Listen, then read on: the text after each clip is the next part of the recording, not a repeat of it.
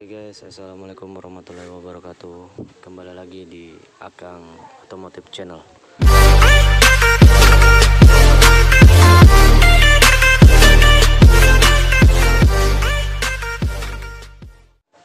Jadi pada kesempatan kali ini kita akan ganti kampas kopling guys di mobil L300 solar. Kampas koplingnya sudah habis, kita akan coba turunkan transmisinya. Itu dia transmisinya. Jadi nanti metodenya kita akan ikat transmisinya, kita buka bautnya dan kita akan spray pelan-pelan.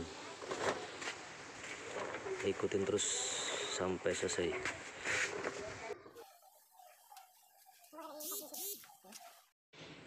Oke guys, jadi kita mau lepasin komponen-komponen yang nempel di transmisinya ya.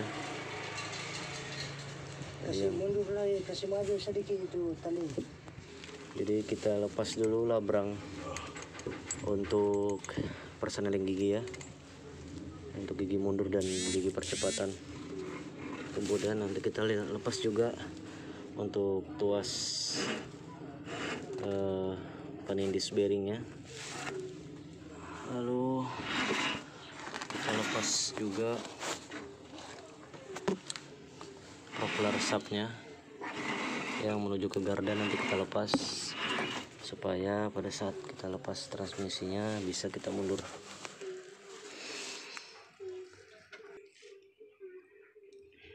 Yes, kita buka dulu.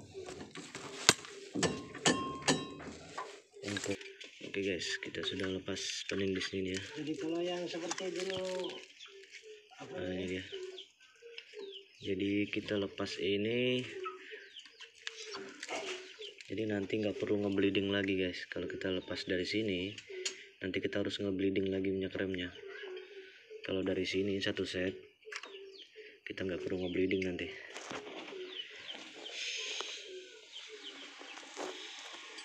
Oke, untuk di situ kita lepas dulu propeller shaftnya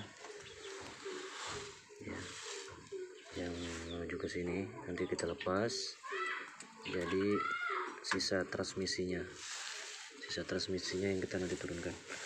Sekarang saya akan membuka bagian baut pengikat antara transmisi dengan engine. Jadi baut pengikat antara transmisi dengan engine kita buka.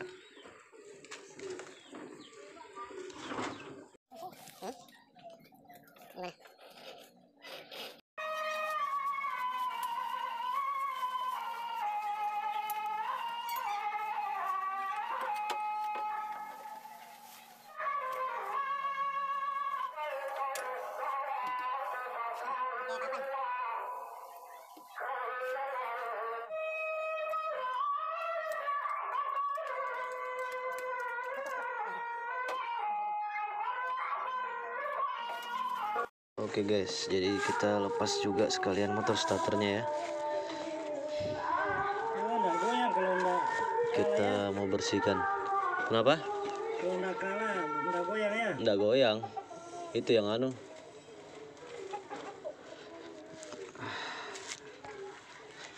Jadi nanti kita akan bersihkan juga sekalian motor starternya. Lanjut. Ya. Oke guys, jadi ini proses penurunan transmisinya. Ini baut pengikatnya sudah dibuka ya guys ya. Nah, sisa tinggal 2 baut di atas, nanti terakhir dibukanya. Nah, kemudian di bagian moncong bagian belakangnya sini, ini ada pengikat guys, 2 baut pengikat si transmisinya ini. Jadi kita akan kendorkan secara pelan-pelan. Kemudian safety-nya, karena kita punya dongkrak botol, kita pakai V-bel sebagai penahan transmisinya. Jadi di saat ini nanti turun nggak langsung jatuh. Kita ikat juga pakai tambang ya. Nah, gini guys. untuk poros propellernya sudah kita lepas ke belakang. Ini udah kita lepas. Sekarang tinggal melepas dua baut ini dan dua baut ini, dan kita akan turunkan transmisinya secara perlahan. Oke guys, jadi sudah terlepas untuk transmisinya.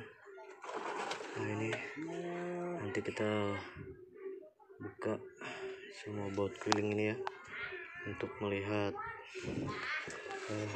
kampas koplingnya seperti apa. Ini transmisinya.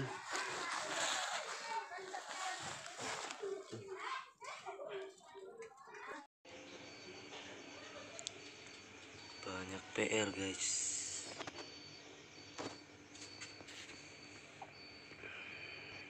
Jadi transmisinya sudah kita turunkan,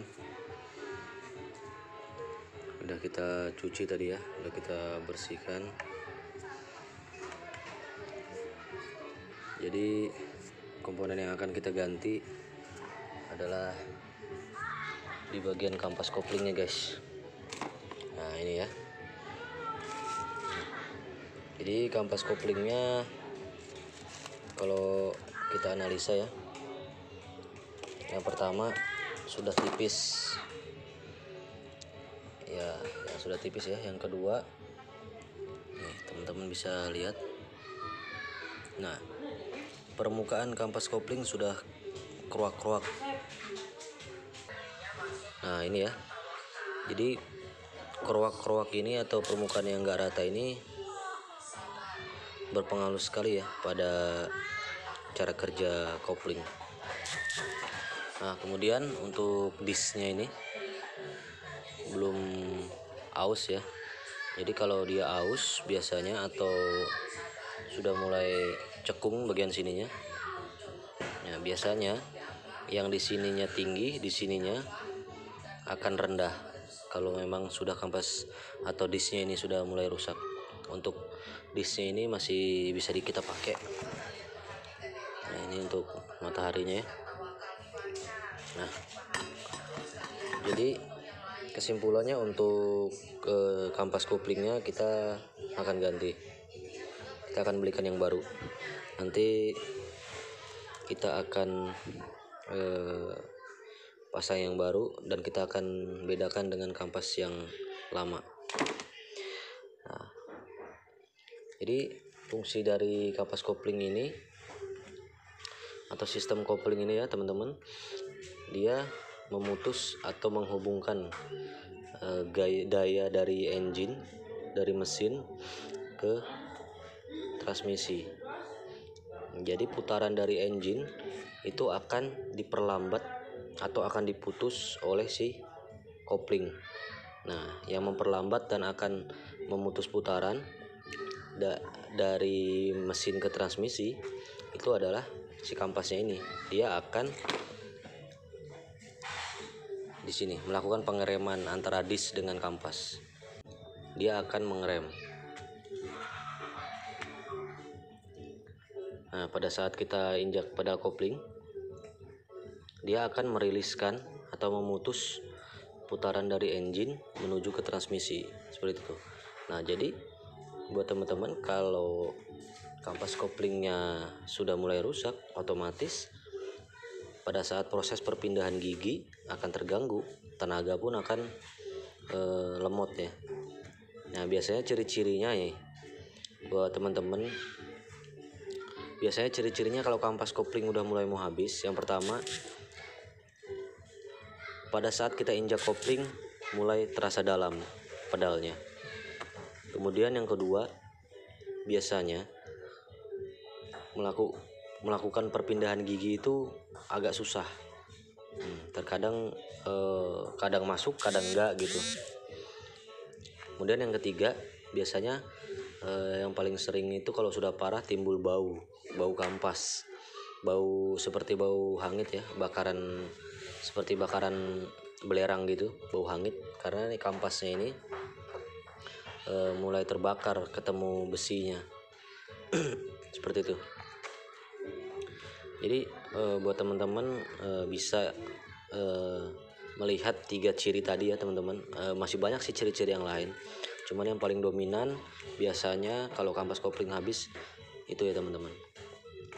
Nah kemudian di sini di transmisi teman-teman. Nah, jadi fungsi transmisi ini ya untuk percepatan gigi percepatan, dari gigi percepatan 1, 2, 3, 4, atau mungkin ada percepatan yang 5, tergantung dari spek si mobil tersebut ya. Kemudian dengan adanya transmisi ini mobil bisa bergerak mundur gitu. Nah, jadi si transmisi ini penunjang dari percepatan kendaraan kita. Kalau roda gigi-gigi yang ada di dalam sini mengalami masalah atau sinkromesnya aus, itu akan sangat susah teman-teman untuk melakukan perpindahan gigi. Nah, jadi di sini tuas pemindahnya ya. Oke, mungkin itu dulu. Nanti kita akan lanjut shoot proses penggantian kampas kopling yang baru guys ya.